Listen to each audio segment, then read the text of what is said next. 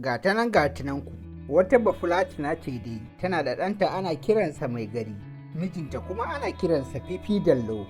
Kullum sai ta tsatsi nonon saniyarsu ta ɗora wa ɗanta ya tafi talla.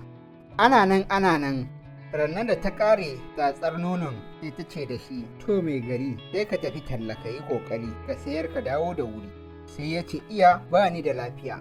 Sai ta ce da shi dole ya tafi tallan nan, shi kuwa ya ce ba zai iya ba. Ta dai tilasta masa ya ɗauki nonon ya tafi yana kuka, yana cikin tafiya a dokar daji. Kafin ya shiga gari sai ajalinsa ya sauka, ya faɗi da ƙwaryar nonon ya mutu kenan. Sai wata tsuntsuwa ta zo za ta wuce, ta gan shi a kwance, da ta gan shi sai ta ce wannan lafiya kuwa. Sai ta sauko ƙasa, da ta sauko sai ta dudduba ta gani ba shi da rai. Sai ta ce a ranta, lalle wannan ko mai aka yi dan gidan Fifi Dallo ne. Sai ta tashi fir, ta je ta sauka akan sauran gidansu wannan yaron. Da saukarta sai ta ce uwar gidan Fifi Dallo, uwar gidan Fifi Dallo, Fifi Dallo mai gari ya faɗi, Fifi Dallo can a dokar daji, Fifi Dallo har da rigar saki, Fifi Dallo har da wandon saki, Fifi Dallo har da hular saki, Fifi Dallo har da zobensa 7, Fifi Dallo har da ƙwaryar nono, Fifi Dallo sai a je a ɗauko shi. Ashe ita uwar gidan Fifi Dallo tana nika, bata san cewa tsuntsuwar nan da ita take ba.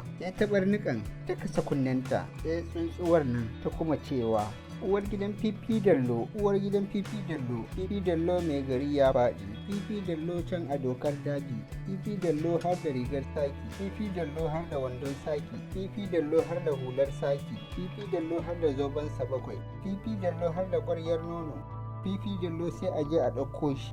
Da ta ji haka sai ta yi salati ta saka kuka, sai ta tafi da gudu ta nemo mijinta. Da ta ga mijin nata sai ta ce da shi zo ka ji abin da tsuntsuwar nan take faɗi. Sai shi ma mijin nata ya saurara ya ji abin da tsuntsuwar nan take faɗa, ya fashe da kuka. Tsuntsuwar nan ta ce sai ku yi haƙuri ku daina kuka. Shikenan sai ya yi wa tsuntsuwar nan godiya, ita ma matar ta yi godiya. Da suka yi wa tsuntsuwar nan godiya sai ita kuma tsuntsuwar ta yi musu gaisuwar ta'aziyya, sannan ta tashi abinta fir. Shikenan sai Fifi Dallo ya gayyaci mutane, aka je aka ɗauko gawar mai gari a makara, aka kawo shi gida aka yi masa wanka. Bayan an yi masa wanka kafin a kai shi a binne, sai mutane suka ce dama ba shi da lafiya. Sai matar ta ni dai na tatsar masa nono na ce ya je ya sayar. Sai ya ce ba, sai ya ce da ni ba shi da lafiya, ni kuwa na ce dole sai ya tashi ya tafi. Na da tilasta shi ya tafi tallan nan ba da son ransa ba, yana kuka ma ya tafi. Yana cikin tafiya sai ya gamu da ajalinsa a daji.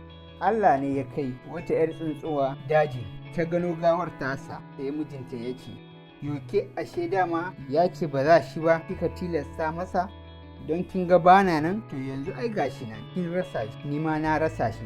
Shikenan sai aka haɗa shi aka kai shi aka binne. Sai ita ma ta dawo tana cewa da na sani ai da ban tilasta masa ya tafi tallan ba. Shikenan kurun